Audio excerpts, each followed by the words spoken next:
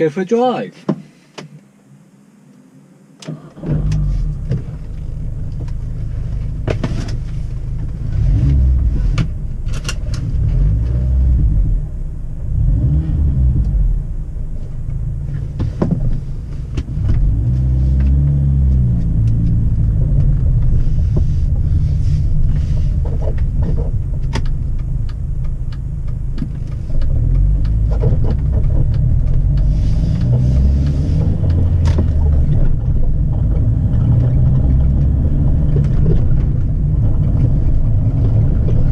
To ignore the squeaking, that's the suspension somewhere. It will be looked at. I haven't had this car terribly long.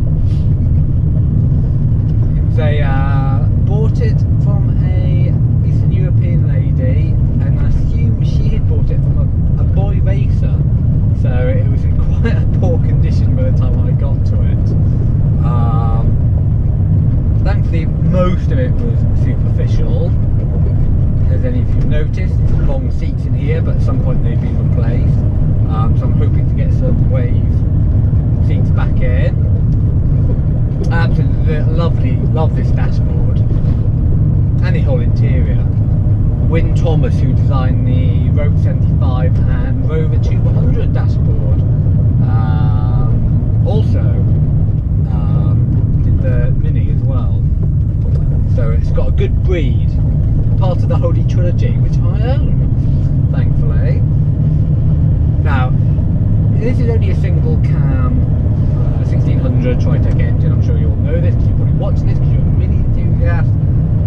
This is just the one edition, so it's about 90 brake horsepower. It's fine. It's never going to get anywhere fast, but you know what? It's part of the fun.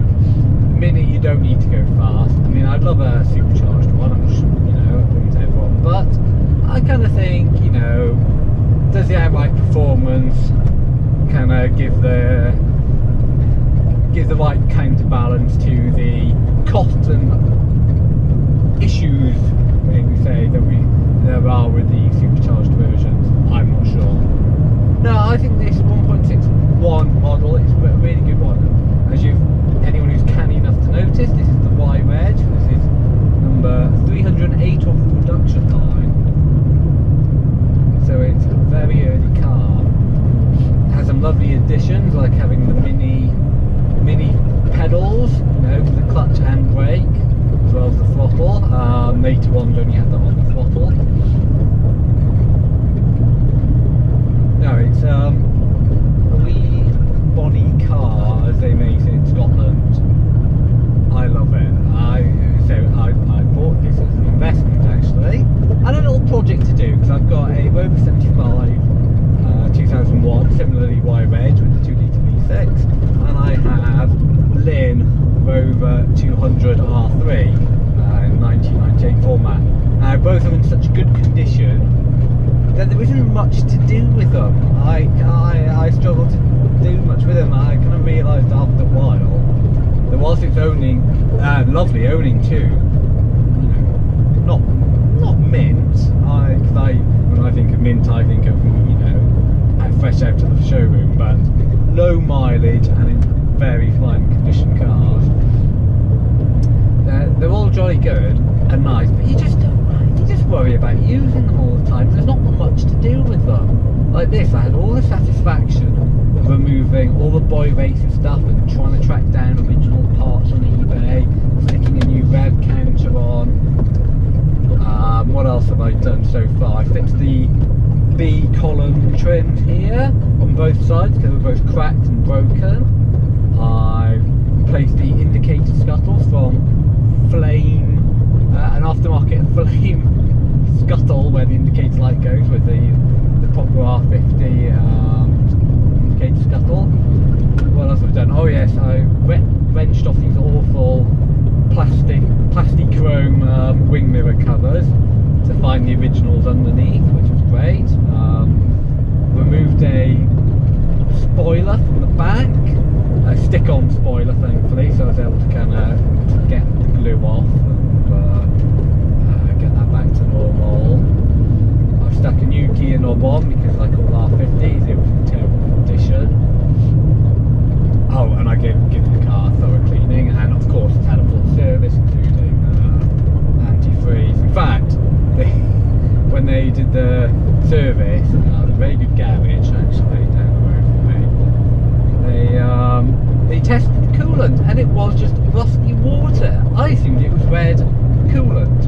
it was just rusty water. So they've replaced that. Actually, I've got to go in a couple of weeks' time now and have it reflushed again.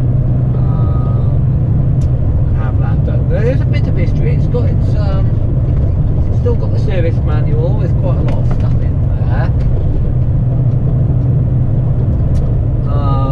Yeah. Oh, and of course, one of the most costly things I had to do was replace all the wheels because I had these rather natty, and I use natty in a nasty sense, not a cool sense, set of wheels on it, TWR or TRF or something anyway, I forget.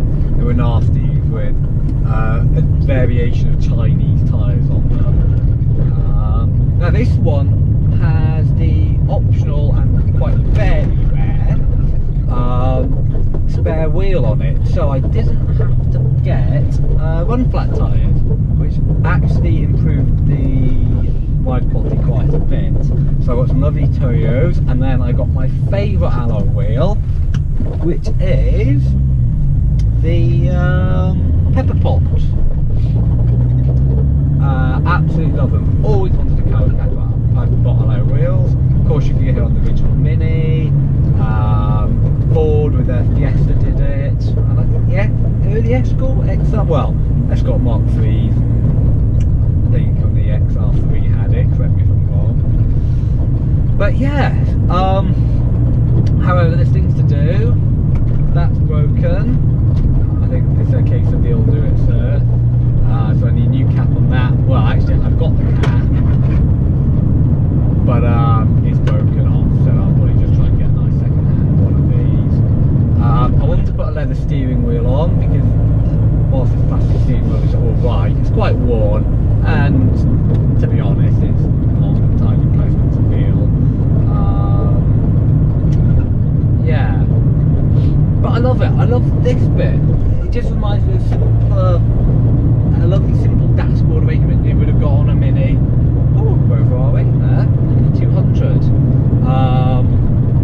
Yeah, sorry, it reminds me of, you know, what you'd have got on a Mini, and, you know, a poverty spec Metro and all the other super Minis, you know, weren't graced with a glove box. But I kind of like that minimalism. I think it's really nice to have an open. You can see I've got a handbook, set of gloves, and I've got one of these new USB battery chargers, or battery starter packs, I should say. It's not a charger at all, which is really good. I can thoroughly recommend.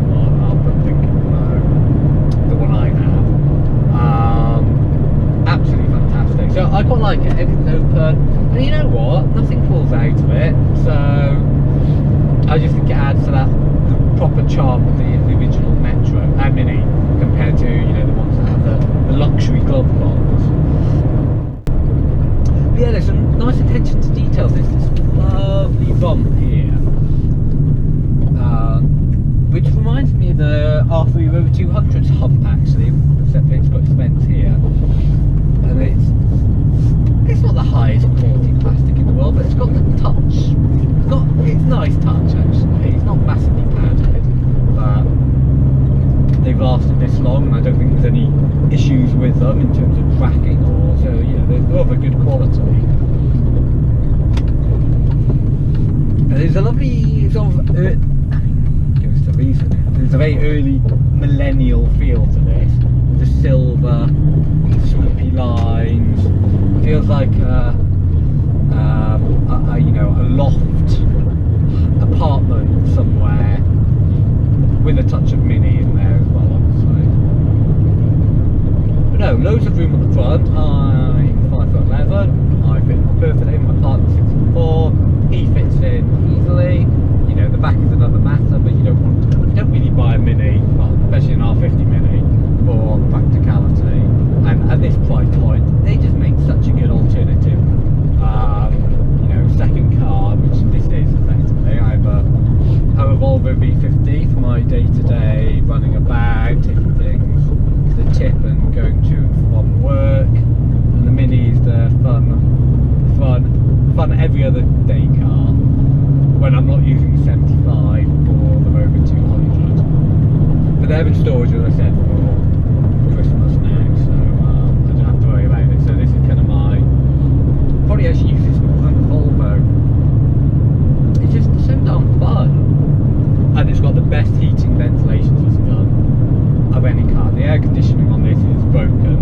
I say broken, it probably just needs a regas, but you press it in and it starts flashing after a while. But it gets rid of the mist so quickly, you know, the condensation. It heats up very quickly as well. That's another plus point. Car warms up very quickly. I do hope you can hear me clearly over the rattles.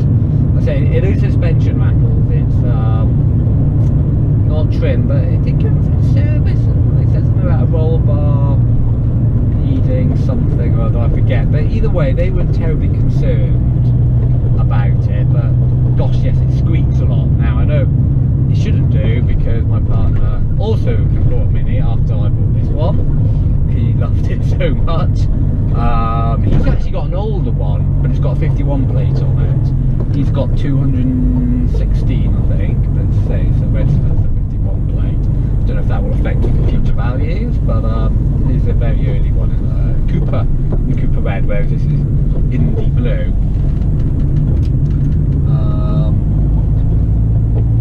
So yeah, it's a brilliant car, really. I love it. I'm just gutted I never had one before, you know. I've really wasted the money on quite a few cars that, not quite a few, but I've had cars that I've not really enjoyed that much. I kind of wish I'd bought one of these, or 2 or 3 of them instead over the time, but you know what, it's what it is really, isn't it? Can't do much about it, but at least I've got one now, and hopefully I get a good number of years driving it before it becomes too expensive, cost prohibitive. Let's go down Vicarage Lane, shall we? Oh, you're joking. Hey, nice. That was good timing.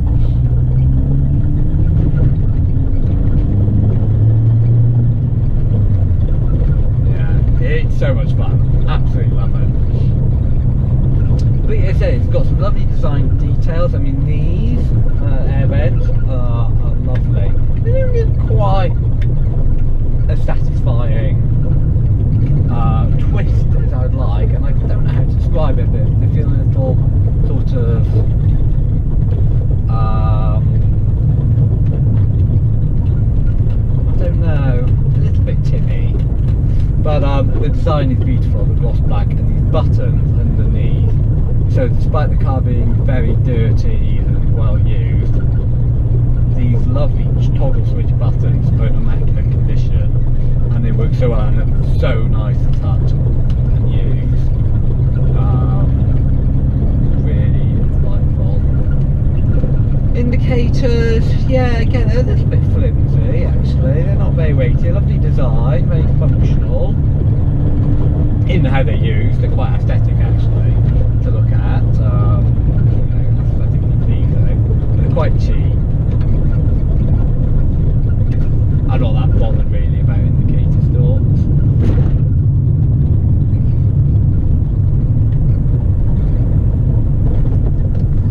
You can probably see a couple of cup holders down here.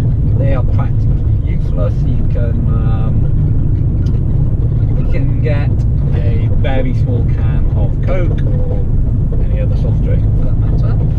In there you will not get a mug, or especially not one of the, you know, the travel mugs.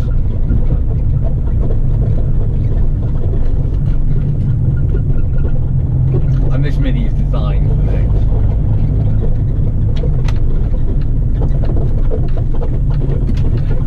Oh, we're going to pass my garage now actually.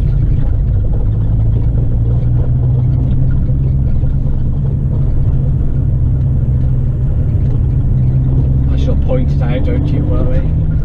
So yeah, the gearbox is a little bit stiff, and my partner's is much nicer to use than this one, so I've got a feeling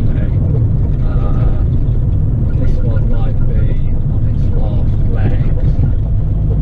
As in, it's hard to get into gear, it's really stiff, but there's no grinding noise or any other noise. You know, that's apparently a sign of failure, so maybe it's not too bad. Maybe it's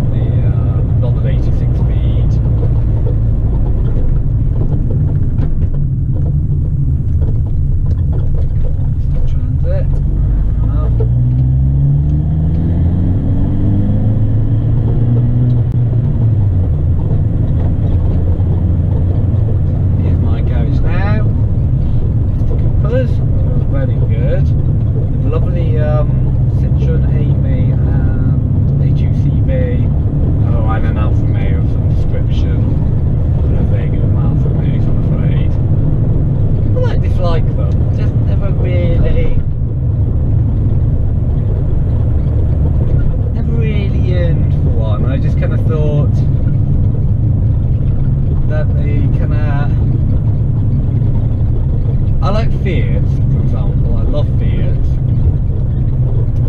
but it just feels like a fake Fiat as an Alfa Romeo.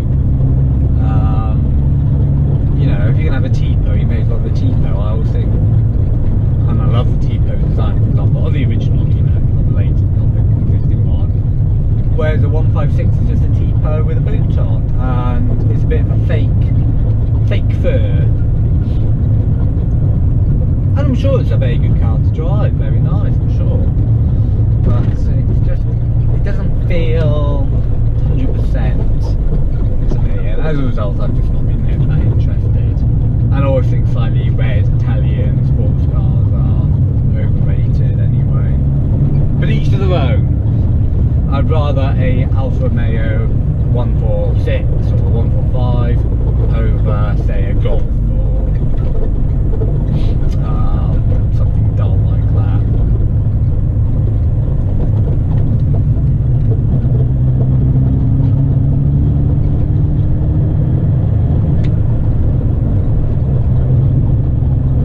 Got this cool little clock up here, bullet, at the very top. It's a bit, the ergonomics were a bit poor in this car, to be honest. Nothing really, apart from the rev counter, is in your eye line. If you want to switch the toggle, you know, flick a toggle switch, you've got to look down here first to see which one to flick. You know, speedo is down there.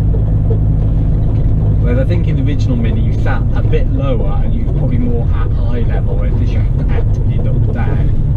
And then, yeah, the clock is up here. But I'll do a proper review. Yeah, I'll do a proper review later. This was just a quick run out and a play with the Mini and my GoPro. So we're back at the ranch.